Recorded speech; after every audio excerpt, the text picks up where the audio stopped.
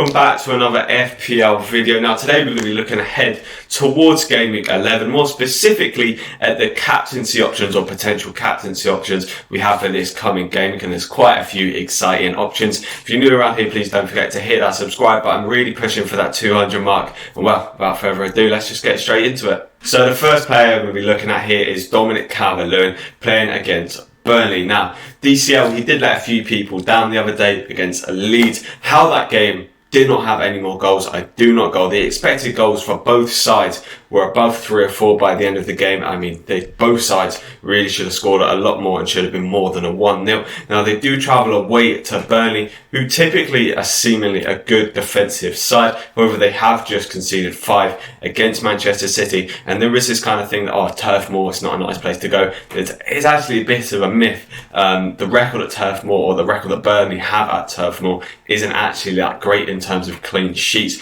But Burnley are a solid defensive side. However, I think Everton are going to want to bounce back, and Calvert-Lewin has only blanked in 2 of the 10 games that have been played so far in the Premier League. And I mean, consistency is always what we're looking for for our captaincy options, and I still think Calvert-Lewin has got plenty of goals in him.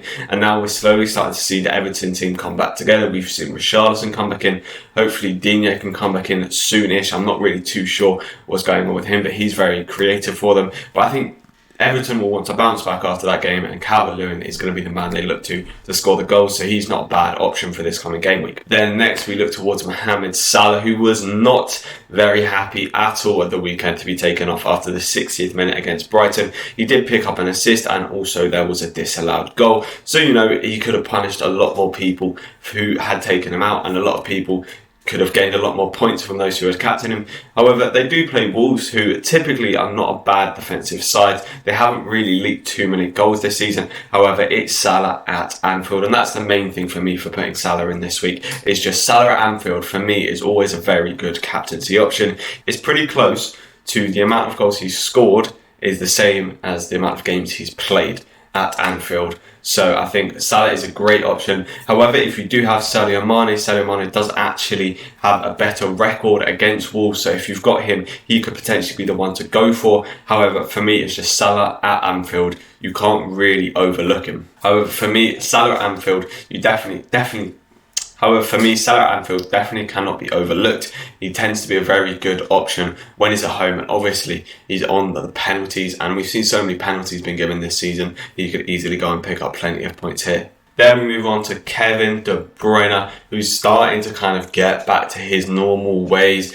Picked up a nice little 10-point haul at the weekend, and those people who captained him would be very pleased at that and could have easily got so many more points. We're starting to see the Manchester City of old, or the Manchester City of the last few years. And now, obviously, Fulham and Man City don't have too much history, but in the past 5 games that they have played, or not much history in terms of, kind of recent history, but in the past 5 games they have played, Manchester City have scored 16 goals. And so we're averaging over 3 goals a game against Fulham. And I think just the way the City are now playing, De Bruyne at home at the Etihad looks like a very good option. I mean, he's all but guaranteed to get you kind of at least an assist, and anything more than that is just completely not a bonus. I will give a shout out to Kyle Walker as well. In those 5 games that I just talked about, City did not concede a single goal. So this, like the Burnley game, is almost a guaranteed clean sheet. So if you're looking for sort of a guaranteed 6-pointer this week, Kyle Walker is your man. But I think Kevin De Bruyne is going to be able to absolutely unlock Fulham. Yes, we did see them have a good performance against Leicester. However, I just don't think they're going to be able to handle the likes of Kevin De Bruyne and the likes of potentially Aguero, who is starting to come back from injury. Next, we have Bruno Fernandes, and I mean, this guy is on fire. In the last 3 games, he scored 10, 11 and 17 points. So you're just kind of sticking the captaincy on this guy week in, week out. Looks like the way to go. There's a stat that he's sort of 30 points above Salah since he joined the Premier League in January last year. His overall points are 30 points higher than Salah's, and I mean, the way he's playing, the penalties that Manchester United are getting, it looks unbelievable. He's also not blanked away from home. I mean, that's incredible, and they play West Ham away from home, a West Ham side that have looked okay defensively, but still not great. And I think Manchester United, particularly BRUYNE and FERNANDES, are going to be able to unlock West Ham, particularly now that they've finally sort of seen the potential that Cavani has. Surely Cavani starts the next game. He looked unbelievable in the game. He was not only scoring goals, but he was assisting them as well for Bruno Fernandes. So I think that Manchester United are going to get quite a good result actually against West Ham. And I think Bruno Fernandes is an incredible captaincy option for this weekend.